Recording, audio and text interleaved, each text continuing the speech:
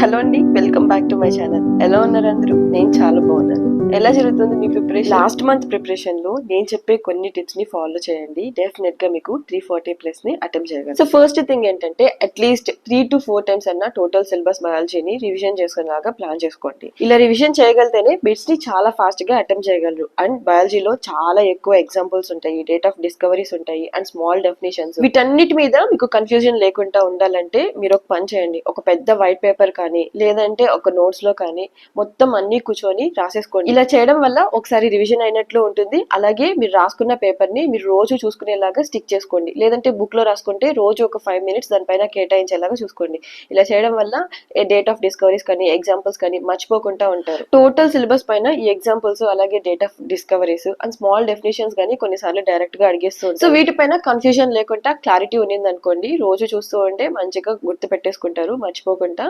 So 10+ marks దీనిపై నుంచి వస్తాయి. అలాగే ఎన్టీఏ వాళ్ళు కొన్ని వర్డ్స్ ని యూస్ చేస్తారు మనల్ని కన్ఫ్యూజన్ లో పెట్టడానికి, అలాగే క్వశ్చన్ ని కొంచెం ట్విస్టింగ్ గా అడగడానికి. ఆ వర్డ్స్ ఏంటంటే increasing, decreasing, in, out, closed, open, thick, thin, regular, irregular. వీటిపైన కొంచెం మస్ట్ అండ్ షుడ్ గా కాన్సన్ట్రేట్ చేయండి.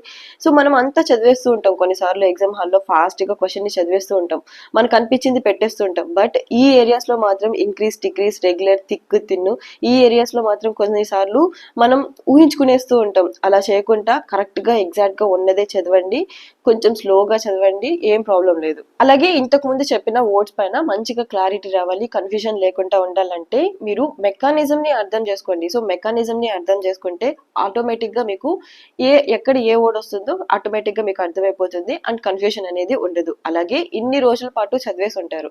సో ఈ లాస్ట్ 1.5 month లో లాట్ ఆఫ్ ఎంసీక్యూస్ ని ప్రాక్టీస్ చేయడం వల్ల మీ స్కోర్ అనేది ఇంప్రూవ్ చేసుకోవడానికి ఉంటుంది. సో బయాలజీ ఎంసీక్యూస్ కి నేను ఫింగర్ టిప్స్ ని యూస్ చేశాను. క్వశ్చన్స్ కొన్నిసార్లు డెప్త్ గా ఉన్నా కానీ మనకి వాటిల్ని కానీ అటెంప్ట్ చేయడం వల్ల మనకు ఒక క్లారిటీ అనేది వస్తుంది. అలాగే మీరు ఎంసీక్యూస్ ని ఇందులో డైరెక్ట్ గా ప్రాక్టీస్ చేశారనుకోండి, ఫస్ట్ టైమే ప్రాక్టీస్ చేస్తే నెక్స్ట్ టైం కి మీరు అంతగా ప్రాక్టీస్ చేయలేరు. సో దీనికన్నా కానీ ఒక బుక్ లో నీట్ గా నెంబర్స్ వేసుకొని వాటిపైన కరెక్షన్ చేసుకున్నారు అనుకోండి, బుక్ అలానే ఉంటది, మీరు ఎన్నిసార్లు కావాలంటే అన్ని సార్లు యూస్ చేసుకోవచ్చు.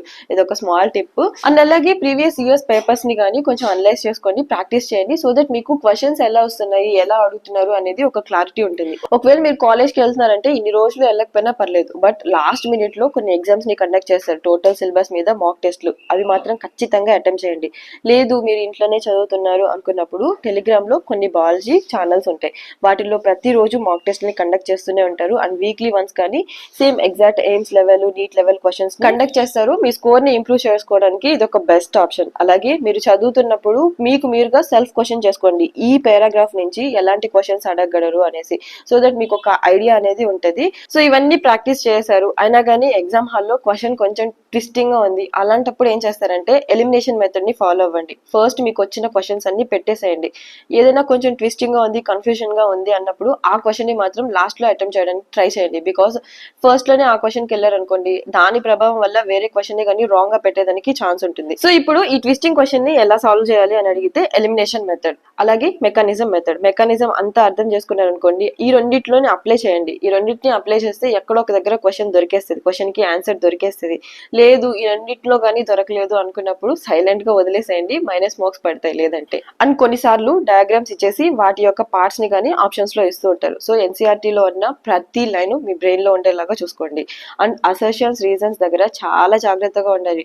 కొన్నిసార్లు ట్విస్టింగ్ గా ఇవ్వడానికి ఒక లైన్ ఒక లెసన్స్ లో నుంచి, ఇంకొక లైన్ ఇంకొక లెసన్ లో నుంచి ఇస్తూ ఉంటారు. అలాంటప్పుడు both A and B correct answers అయితే కరెక్ట్, రాంగ్ ఆన్సర్ అయితే రాంగ్ అండి.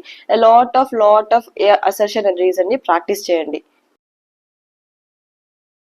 ఒకే ఒకటి గుర్తుపెట్టుకోండి, లాస్ట్ అండ్ ఫైనల్ గా చెప్తున్నాను, ఎంత హార్డ్ గా ఎంసీక్యూస్ ని ప్రాక్టీస్ చేశారనుకోండి అంత ఈజీగా సాల్వ్ చేసేయగలరు. ఎంత షార్ప్ గా చదివారనుకోండి అంత స్మార్ట్ గా ఎగ్జామ్ ని ఫినిష్ చేసేయగలరు. ఐ హోప్ ఈ వీడియో మీ అందరికీ నచ్చిందని అనుకుంటున్నాను. Thank you for watching.